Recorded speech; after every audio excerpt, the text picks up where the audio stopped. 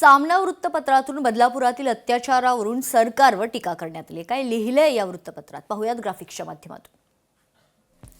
बदलापुरात पुन्हा एका चिमुरडीचे लैंगिक शोषण करण्याचा प्रकार घडलाय। त्याकडे फक्त मानवी विकृती म्हणून दुर्लक्ष करता येणार नाही।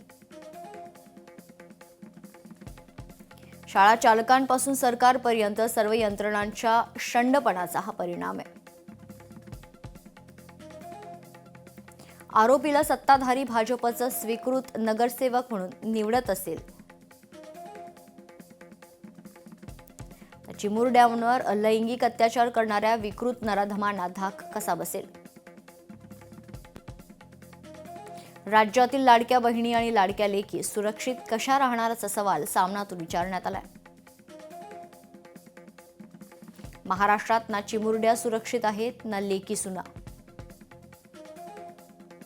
खुनी बलात्काऱ्यांना राज्यात कायद्याची भीतीच राहिलेली नाही।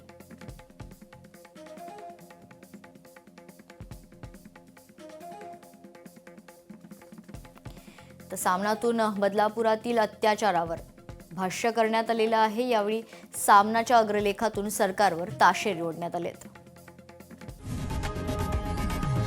लोकशाही मराठी ऐका, पहा, जागरूक रहा।